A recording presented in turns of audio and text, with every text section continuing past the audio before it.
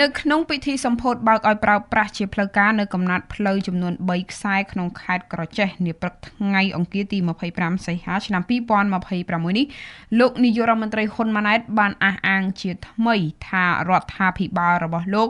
នឹងមិនបង្រួមក្រសួងស្ថាប័នបញ្ចូលគ្នានោះទេតែត្រូវពង្រឹងផ្ទៃក្នុងនិងថែរក្សាអ្វីដែលមានស្រាប់លោកហ៊ុនម៉ាណែតបញ្ជាក់ថារដ្ឋនៅតែយករូបមន្តឬ model ពង្រឹងជាជាងពង្រីក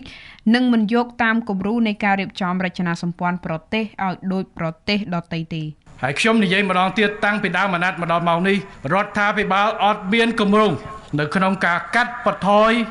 ឬបង្កើនក្រសួងស្ថាប័ននោះទេប៉ុន្តែអ្វីដែលសំខាន់គឺយើងប្រកាន់ជំហរពង្រឹងជាជាងពង្រីកពង្រឹងស្ថាប័នក្រសួងនីមួយៗដែលយើងធ្វើវិភាគមុខងារនិងកែតម្រង់មកដល់បោកនេះក្នុងនោះយើងធ្វើអីទី1ពង្រឹងរចនាសម្ព័ន្ធទី2ពង្រឹងប្រព័ន្ធការងារទី3ពង្រឹងធនធានមនុស្សធ្វើម៉េចដាក់អានឹងជាគោលដៅមុនសិនអ្វីដែលមានស្រាប់កុំអាលបោះវាចោលកុំអាលបង្កើនផ្សេងទៅថាវាមិនទាន់ដើរត្រូវមើលវាសិនមានប្រព័ន្ធដែរហើយក្រសួងស្ថាប័នប៉ុណ្ណឹងមន្ត្រីដែលយើងមានគ្រប់ក្រសួងស្ថាប័នតាំងពីថ្នាក់ជាតិដល់ក្រោមជាតិបែងចែកត្រូវបំពាក់ជំនាញត្រូវអត់តើក្រសួងស្ថាប័នមួយនេះវាជន់ការងារគ្នាយ៉ាងម៉េចជាមួយផ្សេងវិភាគញែកឲ្យដាច់តើនាយកដ្ឋានមួយអគ្គនាយកដ្ឋានមួយក្នុងក្រសួងនឹងត្រូវការជំនាញឬមួយកាត់បន្ថយកែសម្រួលយ៉ាងម៉េចយើងធ្វើអាហ្នឹងចឹងរចនាសម្ព័ន្ធបង្រៀនបង្រួមកន្លងទៅយើងធ្វើបានកាត់បន្ថយអគ្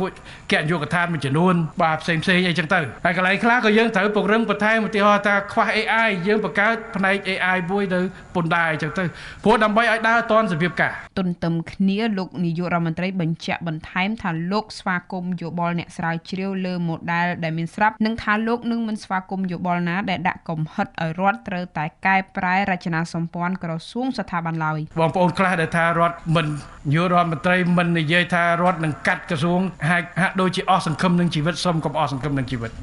បាទថារដ្ឋបោះបង់ចោលនៅការយកចិត្តទុកដាក់ពង្រឹងសមត្ថភាពស្ថាប័នអត់ទេ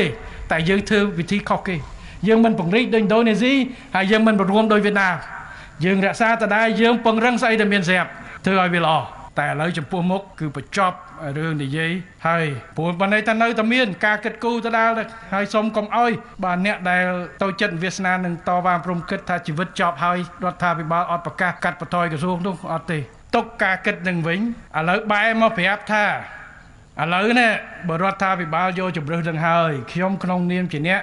សិក្សាស្រាវជ្រាវបើយក model ហ្នឹងខ្ញុំជូនយោបល់អញ្ចេះអាហ្នឹងល្អកុំថាត្រូវតែធ្វើតាមខ្ញុំគិត